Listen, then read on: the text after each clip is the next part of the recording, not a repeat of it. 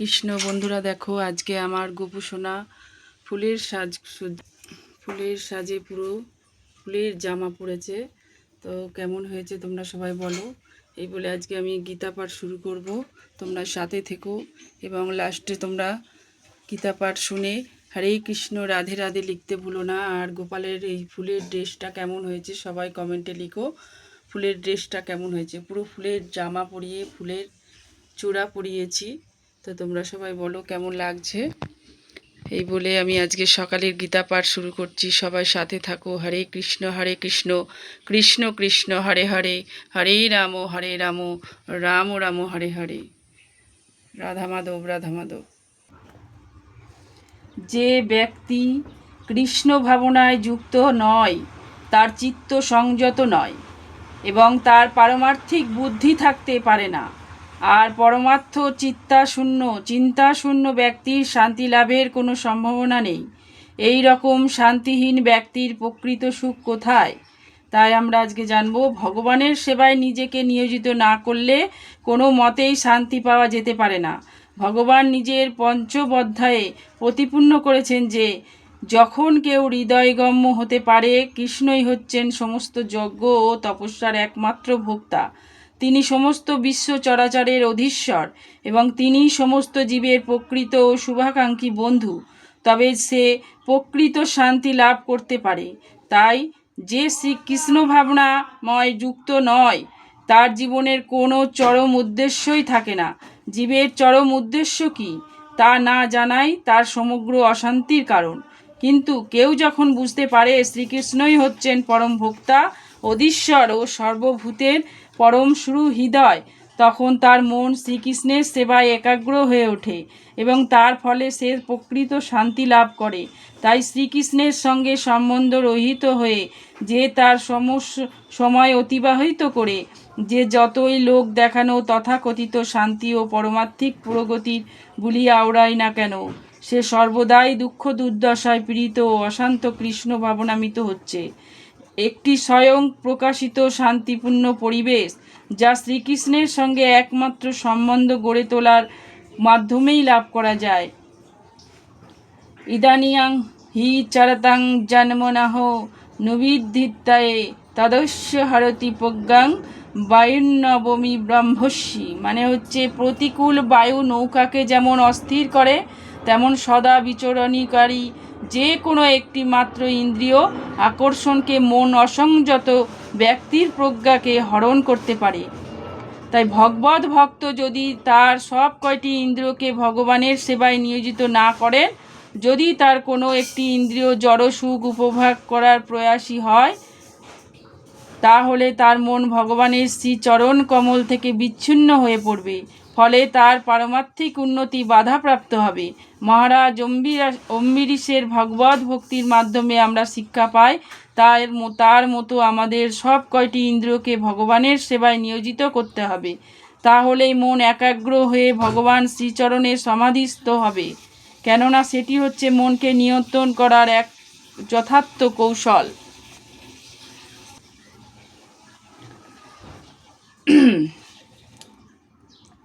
তন্মধ্যস্য মহাবাহো নিগৃহীতানি সর্বস্য ইন্দ্রিয়াণি ইন্দ্রিয়র্থে ভস্যস্য প্রজ্ঞা প্রতিষ্ঠিতা। সুতরাং হে মহাবাহ, যার ইন্দ্রিয়গুলি ইন্দ্রিয়ের বিষয় থেকে সর্বপ্রকারে নির্ভীত হয়েছে, তিনি স্থিতপ্রজ্ঞ। কেবলমাত্র কৃষ্ণ ভাবনা অথবা ভগবানের অপ্রাকৃত প্রেমময়ী সেবায় সমস্ত ইন্দ্রিয়গুলিকে নিয়োজিত করার মাধ্যমে ইন্দ্রিয় তর্পণের বেগগুলিকে দমন করা যায়। যেমন উচ্চস্তর শক্তি প্রয়োগ করে শত্রুদের দমন করা যায়, ইন্দ্রিয়গুলিকেও তেমনভাবে দমন করতে হয়। কোনো মানবিক প্রচেষ্টায় তা হয় না, সেগুলি ভগবানের সেবায় নিয়োজিত রাখার মাধ্যমেই তা সম্ভব। এই সত্য যিনি উপলব্ধ করতে পেরেছেন যে কৃষ্ণ ভাবনায় মানুষকে পরিশুদ্ধ বুদ্ধি ও প্রজ্ঞা এনে দেয় এবং কোনো সদ্গুরুর পথ্য নির্দেশ মতোই সেই পদ্ধতির অনুশীলন করতে হয়, তাকেই বলা হয় সাধক। অর্থাৎ তিনি জড় বন্ধন থেকে মুক্ত হবার যোগ্য পাত্র। যাহ নিশা সর্বভূতানাং তস্যং জাগর্তি সংযমী যস্যং জাগ্রতি ভূতানি সা নিশা পশ্যতে মুনে।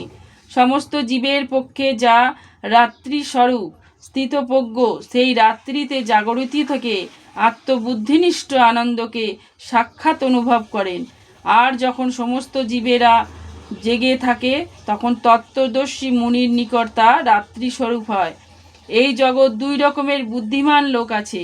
এক ধরনের বুদ্ধিমান লোক ইন্দ্রিয় ভোগ তৃপ্তির উদ্দেশ্যে বৈষয়িক ব্যাপারে খুব উন্নতি লাভ করে, আর অন্য ধরনের বুদ্ধিমানেরা আত্মা অনুসন্ধানী এবং আত্মতত্ত্ব জ্ঞান লাভের যে চেষ্টা সদা জাগ্রত। আত্মানুসন্ধানী সাধু বা চিন্তাশীল মানুষের কাজকর্ম জড়জাগতিকভাবে আচ্ছন্ন। মানুষদের কাছে যেন রাত্রির অন্ধকার বলে মনে হয়।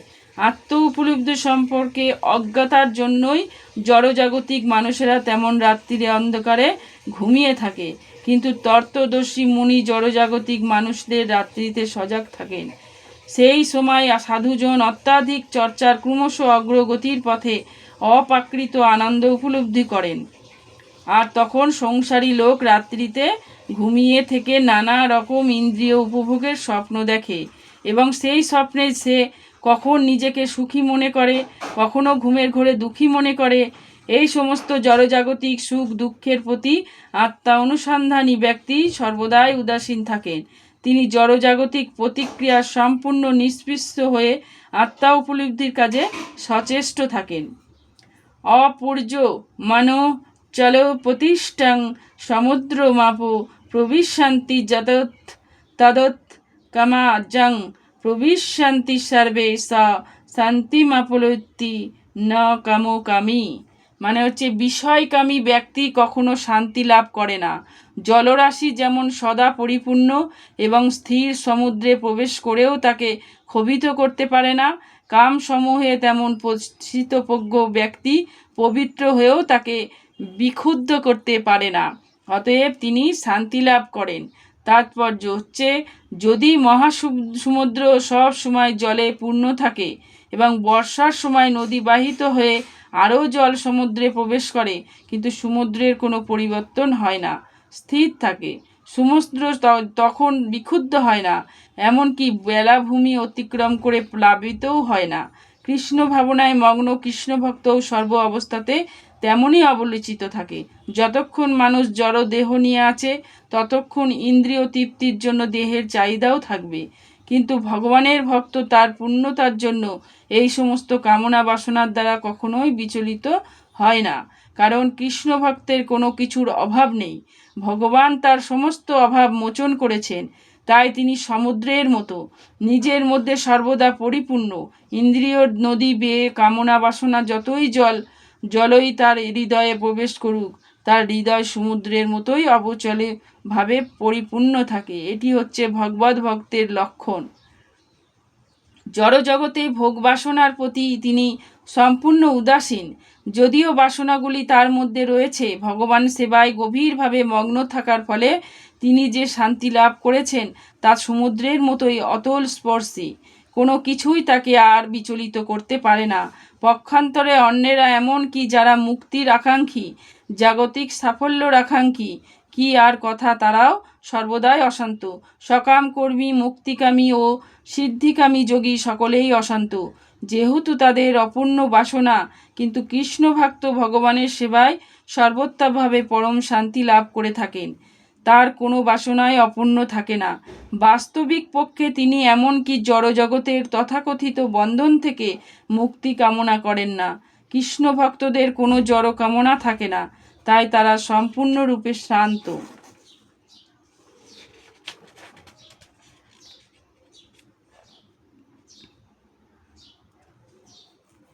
বিহায় কামনা যা সর্বান পুমংচরিত নিষ্পৃশ্য নিমন্ন নিরহংকারী স শান্তিমধি গচ্ছতি। যে ব্যক্তি সমস্ত কামনা বাসনা পরিত্যাগ করে জড় বিষয়ের প্রতি নিষ্পৃশ্য, নিরহংকার ও মমতাবোধ রহিত হয়ে বিচরণ করেন, তিনি প্রকৃত শান্তি লাভ করেন। নিষ্কাম হওয়ার অর্থ হচ্ছে নিজের ইন্দ্রিয় তৃপ্তির জন্য কোনো কিছু কামনা না করা। পক্ষান্তরে ভগবান শ্রীকৃষ্ণের সেবা করায় কামনাই হচ্ছে নিষ্কামনা। এই জড় দেহটিকে বৃথায় আমাদের প্রকৃত সত্তা বলে মনে না ভেবে এই জগতের কোনো কিছুর উপরে বৃথা মালিকানা দাবি না করে শ্রীকৃষ্ণের নিত্য দাস রূপে নিজের যথার্থ স্বরূপ উপলব্ধি করাটাই হচ্ছে কৃষ্ণ ভাবনার পরিশুদ্ধ পর্যায়। এই পরিশুদ্ধ পর্যায়ে যে উন্নতি হতে পারে, সে বুঝতে পারে যেহেতু শ্রীকৃষ্ণ হচ্ছেন সব কিছুর অধীশ্বর, তাই তাকে সন্তুষ্ট করবার জন্য সব কিছুই তার সেবায় উৎসর্গ করা উচিত। কুরুক্ষেত্র যুদ্ধের প্রারম্ভে নিজের ইন্দ্রিয় সুখ ভোগ করার উদ্দেশ্যে যুদ্ধ করতে নারাজ হয়েছিলেন, কিন্তু ভগবানের কৃপার ফলে তিনি যখন পরিপূর্ণভাবে কৃষ্ণ ভাবনাময় হলেন, তখন ভগবানের ইচ্ছা অনুসারে তিনি যুদ্ধ করতে প্রস্তুত হলেন। নিজের জন্য যুদ্ধ করার ইচ্ছা অর্জুনের ছিল না, কিন্তু ভগবানের ইচ্ছার কথা জেনে সেই একই অর্জুন যথাসাধ্য বীরত্বের সঙ্গে যুদ্ধ করেছিলেন। ভগবানকে সন্তুষ্ট করার বাসনাই হচ্ছে বাসনা রহিত হওয়ার একমাত্র উপায়। কোনো রকম কৃত্রিম উপায়ে কামনা বাসনাগুলিকে জয় করা যায় না। জীব কখনোই ইন্দ্রিয়ানুভূতি শূন্য অথবা বাসনা রহিত হতে পারে না। তবে ইন্দ্রিয়ানুভূতি কামনা বাসনার বন্ধন থেকে মুক্ত হবার জন্য সে তাদের বৈশিষ্ট্য পরিবর্তন করে যথাযথভাবে প্রয়োগ করতে পারে। জড়জাগতিক বাসনা শূন্য মানুষ অবশ্যই বোঝেন যে সব কিছুই শ্রীকৃষ্ণ এবং তার জন্য তিনি কোনো কিছুর উপরই মালিকানা দাবি করেন না। এই পারমার্থিক জ্ঞান আত্ম উপলব্ধির উপর প্রতিষ্ঠাতা, অর্থাৎ তখন যথাযথভাবে বোঝা যায় যে চিন্ময় স্বরূপ প্রত্যেকটি জীব শ্রীকৃষ্ণের নিত্য অবিচ্ছেদ্য অংশ এবং তার জীবের নিত্য স্থিতি কখনোই শ্রীকৃষ্ণের সমকক্ষ বা তার চেয়ে বড় নয়। কৃষ্ণ ভাবনামৃতের এই সত্য উপলব্ধি করা হচ্ছে প্রকৃত শান্তি লাভের মূল নীতি। তৃষা ব্রাহ্মীস্থিতি পার্থ ননাং প্রাপ্য বিম্মহতি সীতাস্থামন্ত কালেহপি ব্রহ্ম নির্মাণ্য মুচ্ছতি।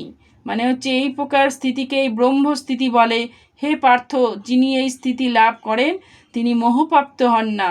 জীবনের অন্তিম সময়ে এই স্থিতি লাভ করে তিনি এই জড়জগতের বন্ধন থেকে মুক্ত হয়ে ভগবত ধামে প্রবেশ করেন।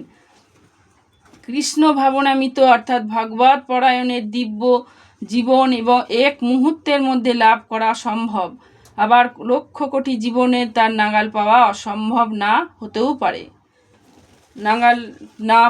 সম্ভব না হতেও পারে। এই জীবন লাভ করতে হলে কেবল পরম সত্যকে উপলব্ধি করে তাকে গ্রহণ করতে হবে।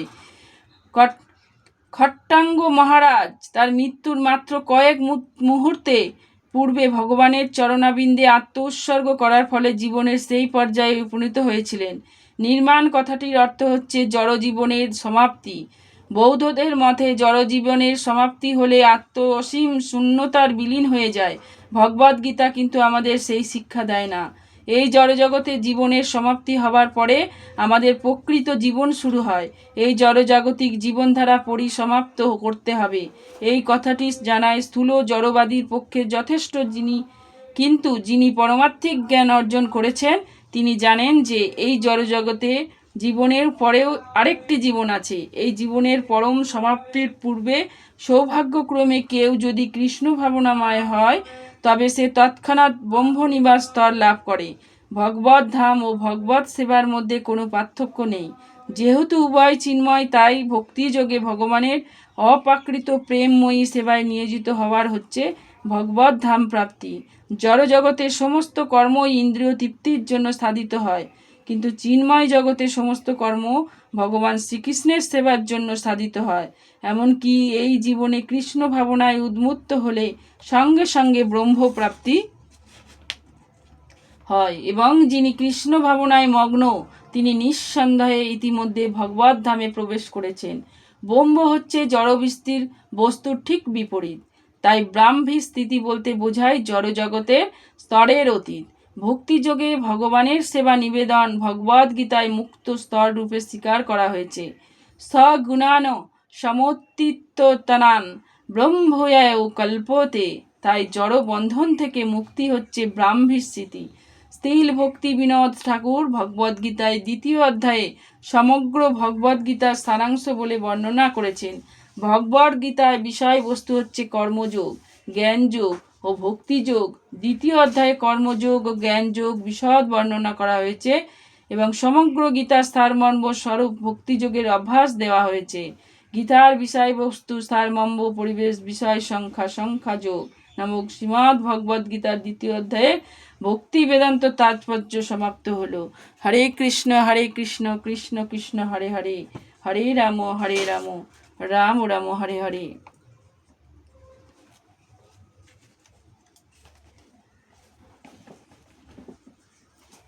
তো সবাই বলো কেমন লাগলো তোমাদের গীতা পাঠ এবং আমার গোপু সোনার এই নতুন ফুলের ড্রেস আজকে পরিয়েছি। আজকে গুরুবার, বৃহস্পতিবার। তোমরা সবাই ভালো থেকো। আর এই গীতা পাঠ শুনে অবশ্যই সবার দিনটা ভালো যাবে। মাত্র তো 20 মিনিট। সবাই কত দিকে তোমরা সময় নষ্ট করো, এদিক ওদিক ঘোরো, সারাদিনের কোথাও কাজকর্ম করো, কোথাও আড্ডা দাও, কোথাও ফোন দেখো, কোথাও কত রকম জায়গায় ঘুরে বেড়াও, কিন্তু মাত্র 20 মিনিট যদি সময় তোমরা এই গীতা পাঠে মন দিয়ে শোনো, তাহলে দেখবে জীবনের অনেকটা দুঃখ, অনেকটা সংসারের অনেকটা দুঃখ ভার একটু হালকা হবে। তো একবার শুনেই দেখো গীতা পাঠ। আর আমার গোপু সোনার যে ড্রেসটা, এই ড্রেসটা কেমন হয়েছে কমেন্টে অবশ্যই লিখে দিও। হরে কৃষ্ণ, জয় রাধে গোবিন্দ, হরি বল হরি বল হরি বল। ইসু মালুকি বসো ঘরে, আমারি ঘরে থাকো আলো করে, শঙ্খ বাজি তোমায় ঘরে এনেছি, সুগন্ধের ধূপ জেলে আসন পেতেছি, বরণ করে নিলাম তোমায় 2 হাত ভরে, ধন ধান্যে ভরো আমার ঘরে, এসো মা লক্ষ্মী বসো ঘরে, আমারই ঘরে থাকো আলো করে। তুলসী কৃষ্ণ প্রেয়সী নমো নমো, মোর এই অভিলাষ বিলাস কুঞ্জে দিও বাস, মোর এই অভিলাষ বিলাস কুঞ্জে দিও বাস, চরণে হেরিব সদা যুগল কৃষ্ণ দাসী, তুলসী কৃষ্ণ প্রেয়সী নমো নমো। হরি বল, রাধে রাধে, হরে কৃষ্ণ, জয় রাধে গোবিন্দ। হে গোবিন্দ, সবাইকে ভালো রেখো, সুস্থ রেখো এবং সবার দিনটা যেন ভালো যায়। তুমি ওদের সাথে থেকো, আশীর্বাদ করো। হরে কৃষ্ণ হরে কৃষ্ণ, হরে কৃষ্ণ হরে কৃষ্ণ, জয় রাধে গোবিন্দ।